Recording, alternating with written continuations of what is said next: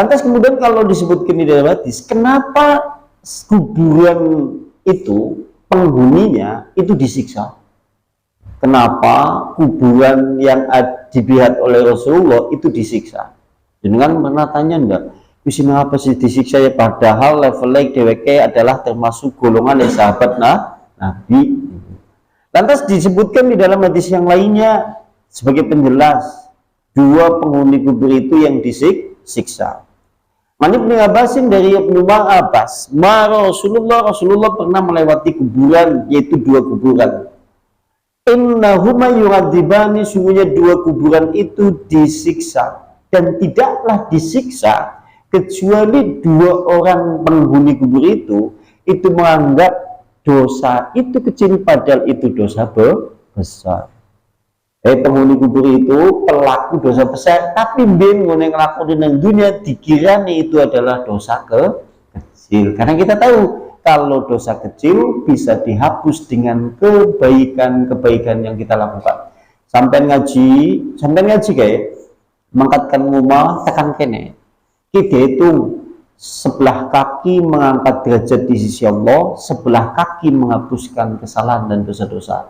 Dosa-dosa yang dimaksud adalah dosa-dosa kecil. Sampai masya Allah kayak kan rumah tekan kene, masya Allah. Mulanya sampai yang mangkat, kenapa? Motor Allah Maha Tahu lah. Itu kan viral. Cuma memang kalau di dalam hadis Nabi kalimatnya sih berjalan. Cuma kalau suatu saat apakah naik motor termasuk, ya termasuk. Allah Maha Tahu lah jumlah langkah berapa tatkala ditempuh dengan motor dengan jarak rumah panjenengan menuju ke arah sini. Ya, tapi tetap saja kemuliaannya lebih tinggi sing laku. Suatu saat kapan-kapan sampai melaku. Ya, suatu saat sing mulang lakon mangkat nang kuncen kalau laku iki ya. Setuju ya. Iya. Pangkatnya setengah itu ya. Tapi masya Allah. Ya, masya Allah. Aduh. Ya ini gini. Kemarin kalau di kitab di malam Senin itu kan pembahasan ilmu dan keutamaan orang yang menuntut ilmu. Ini di kisah itu masya Allah disebutkan di dalam salah satu kitab. Ada seorang ulama di mana dia belajar kepada Ibnu Mujahid. Seseorang yang belajar kepada Ibnu Mujahid. Dia rela datang awal atau datang kasih sebelum fajar. Dia akan mangkat sebelum fajar. Karena jadwal kajiannya langsung bersolat subuh langsung mulai. Dia berangkat sebelum fajar kasih pada saat itu. Tapi begitu sampai di tempat kajian majelis taklim, pintu gerbang ditutup karena tempatnya sudah penuh.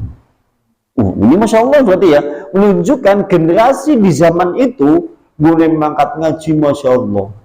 Masya Allah ya, sehingga mangkat dasik pun wis ditutup. Derek mangkat ngaji mengbayina, dia orang pernah ditutup omber terus. Malah kadang-kadang yang melebung ya. Ya. Nah lantas, tatkala melihat tempat majelis itu kemudian ditutup, dia bingung. Padahal dia sudah berniat untuk berangkat majelis taklim. Akhirnya dia melihat di sebelah rumah Ibnu Mujahid terdapat lorong. Di sebelah rumahnya terdapat lorong.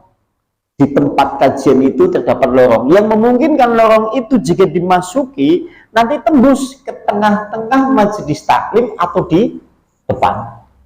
Akhirnya kemudian dia masuk ke terowongan itu, melebur terowongannya. Tapi begitu di tengah-tengah dia tidak bisa maju, tidak bisa mundur. Sampai pernah mangkat ngaji susah kayak gue. Sampai pernah mangkat ngaji susah kayak gue. Mangkat numpak motor tekan Sidayu bane ya kembes. Begitu dipompa bocor, begitu wis dadi ditumpakin maning tekan kono perapatan duding jedok. Begitu jedok tekan kene gara tekan SMP siji nggo belok terus peleknya melengkung, padahal pelek melengkung terus ya. Iya benar. Masya Allah ya, begitu dia masuk di terowongan, dia tidak bisa maju, tidak bisa mundur. Oh bisa maju, tidak bisa mundur. Sampai-sampai ia paksakan untuk maju. Akhirnya badan itu terkoyak, pakaiannya itu sobek-sobek. daging mengelupas sampai keluar darah dari sebagian besar tubuhnya. Akhirnya oleh Allah diberi pertolongan, akhirnya dia selamat, bisa keluar tembus di lorong itu. Dan dia keluar ternyata di tengah-tengah majelis. Begitu dia keluar, orang-orang kaget melihat dia. Kaget melihat dia karena kondisinya yang sangat memprihatinkan. Tubuhnya penuh dengan darah, bajunya hampir-hampir sobek sebagian. Ini Masya Allah. Mulanya pantas anak hadis Nabi yang menyebutkan man salaka tariqan yaltamisu fihi ilman sahalallah tariqan ilal jannah. Barang siapa yang menempuh ilmu dan betul-betul menyentuhnya atau menjamahnya atau bersungguh-sungguh di dalamnya, maka Allah mudahkan jalannya untuk menuju surga. Dalam surga sing mudah kedua wong-wong sing iki. Kira-kira mudah belum? Jenengan suatu saat nek ngantuk ending-ending hadis gue. Kisah itu Masya Allah ya. Sampai seperti itu coba. Wah, ini kalau di malam Senin kajian terkait masalah di kitab Minhajul Qasidin pada bab ilmu dan keutamaan ilmu. Masya Allah. Jenengan akan disuguhi dengan kisah-kisah para penuntut ilmu yang Masya Allah lah. Kalau kita bayangkan dewek itu apa-apa nih, dewek sih kepenak mangkat, senderan, nganggo motor, orang sesekat, ya kan ya, kipas anginan paling sejam, kan ya sejam pengen tuh 45 menit tegel sampean. Gue ya, kayak gue ya, terus kayak Lampung Medan, ya gumune kok. Sampai dalam suatu saat begitu Bali, ya Allah aku majelis taklim berilah aku surga tanpa hisab sampai kayak gue ya. Kemudian lagi kan. Kadang-kadang delek nagih mengallah kok. Kadang-kadang delek nagih ya. Nagih mengallah kene lagi aku masalah. Ya Allah Subhanahu wa taala aku wis ngaji bendina ya Allah masanya di masalah ki ora rampung iki seolah-olah. Padahal ya lek dibilang ada. Kita seperti itu maksudnya. Ini kalau dijelaskan seperti itu. Berarti sini. Berarti dia dua sahabat ini melakukan dosa besar tapi dikira aja dosa kecil.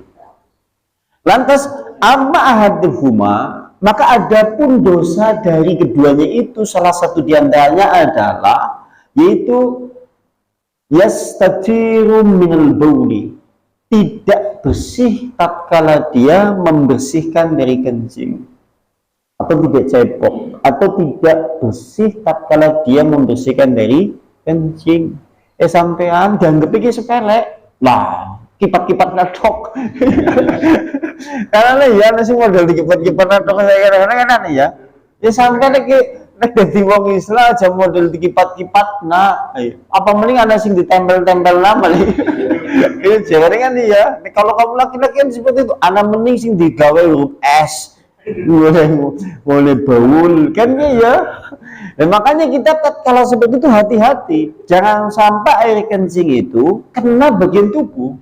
Dan tatkala kemudian kita bersihkan dengan sungguh-sungguh. Karena kalau suatu saat kemudian bagian air kencing itu kena bagian kulit, ini merupakan bagian dari dosa yang dampaknya itu adalah termasuk dosa besar kalau di dalam hadis ini.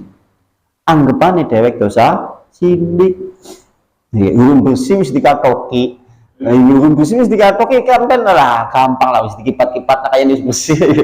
Jadi hati-hati dhisik karena ini bahaya. Ini bagian dari dosa besar. Ini untuk faktor laki-laki. Wong dewek laut laki-laki sih. Kalau kaum perempuan saya tidak tahu modelnya.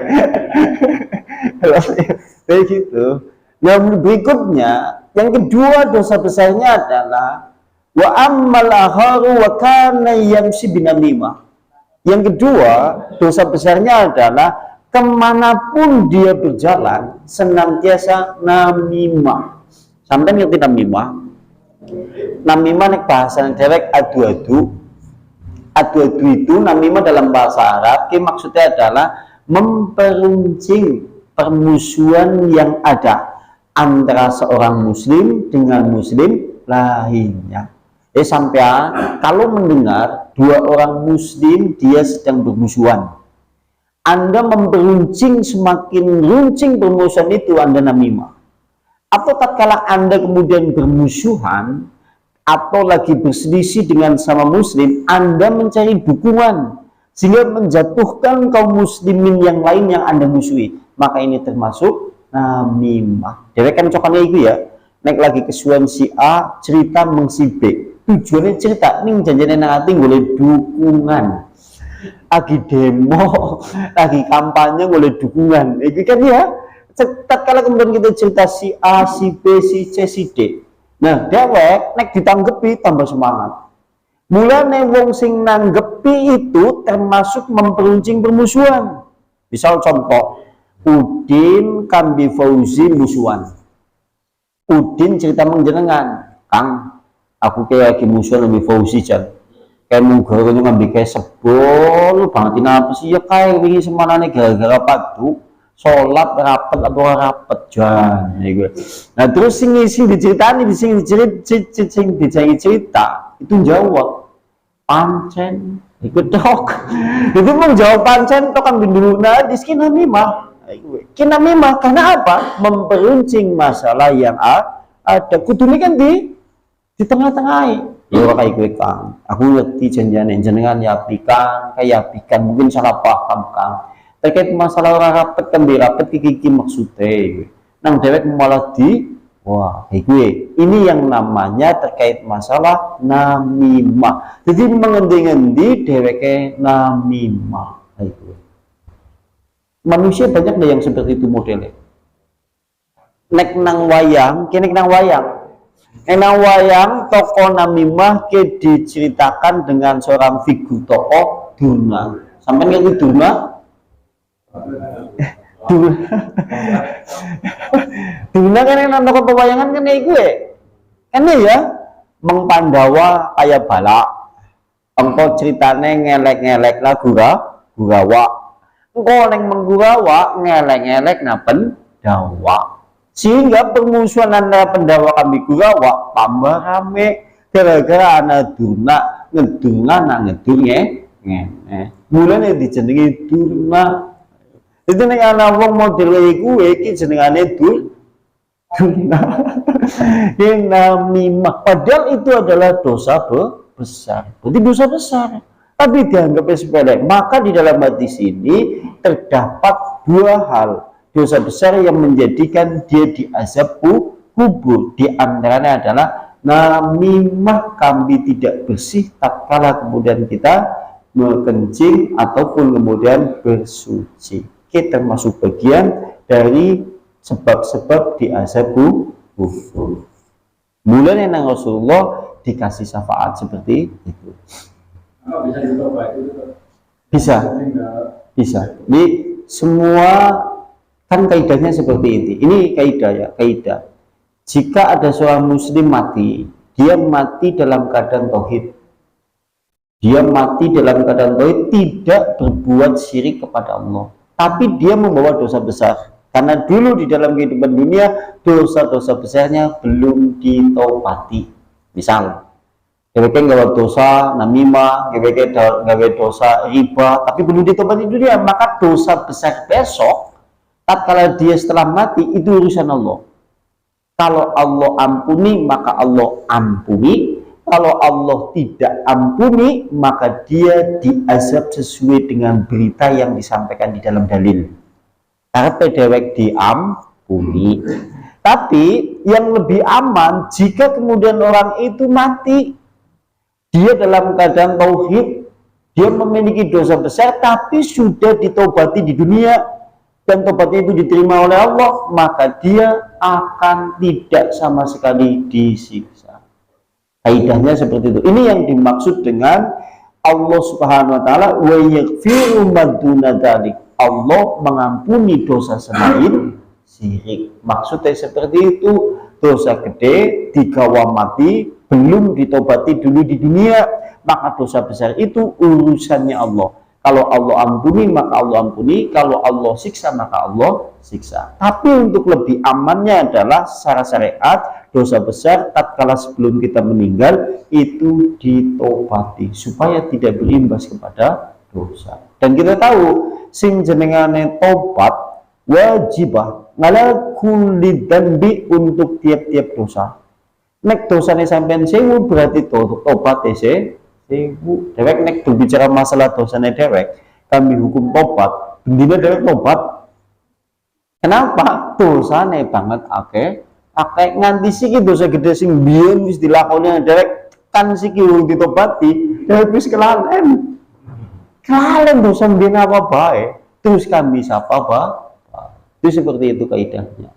Nah, kaidahnya seperti itu. Ini kalau kalau sudah ditobati ya tidak disiksa. Itu seperti itu. Ini sedikit lagi supaya rampung untuk iya, ada kayak gue. Yang berikutnya, ini supaya selesai ini. As-syahid la yughassalu. Tadi di awal kan telah disinggung. Orang yang mati syahid, matinya di medan perang, tidak disolati, tidak dimandikan. Tapi orang yang mati syahid, matinya bukan di medan perang, dimandikan, disolati. Berarti sing dimaksud mati syahid, sing kemudian kategori ora disolati, ora dimandikan, sing mati di medan perang. Tapi kalau suatu saat ada orang yang mati syahid ini mati syahid dalam kondisi dia mati syahid tapi bukan di medan perang. Ya, begitu wis tekan ngomah mati. Jadi seperti itu maksudnya. Maka yang seperti ini tidak itu tetap disolati, tetap kemudian dimandikan. Hal ini sebagaimana disebutkan di dalam riwayat. Rasulullah Sallallahu Alaihi Wasallam pernah menyolati sekaligus memandikan, yaitu jenazah sahabatnya yang perang tapi meninggalnya di rumah. Begitu juga Rasulullah muslimun dan kaum muslimin pada saat itu setelah Rasulullah meninggal seperti Umar, Utsman, Ali, mereka juga semuanya syahid dan mereka juga oleh sahabat-sahabat yang lain disolati, dimandikan, padahal mereka adalah pahlawan-pahlawan perang. Umar, Utsman, Ali kan seperti itu. Bahkan Ali kan merupakan sahabat Nabi sing terkenal dengan pahlawan mubarozah. Pahlawan mubarozah ke perang single disit sebelum perang. Dia paling menangan yaitu Ali bin Abi Thalib. Punya pedang namanya Zulfikar yang memiliki mata dua. Dia adalah jagoan di dalam peperangan. Itu juga meninggalnya tidak di medan daga seperti Umar, seperti Utsman, seperti Ali. Utsman kan meninggal dibunuh tatkala setelah membaca Al-Quran. Dia kategorinya mati syahid, tapi kemudian dia tetap disolati, tetap dimandikan oleh kaum muslimin. Maksud dari orang yang mati syahid tidak dimandikan, tidak disolati, kesing nang medan lah. Itu maksudnya seperti itu. Dan kita tahu dalam pembahasan di awal, berarti ini sekaligus menunjukkan orang-orang yang mati syahid yang levelnya bukan mati di medan perang seperti mati melahirkan, mati nifas, mati kebakaran, keruntuhan bangunan, ini kan mati syahid. Mati membela harta bendanya, mati membela keluarganya. Ini kan termasuk jenis mati syahid. Mati perang, mati akibat dia meninggal yaitu kena penyakit taun, penyakit perut, maka yang seperti ini termasuk mati syahid, tetapi tetap dimandikan, tetap kemudian disolatkan.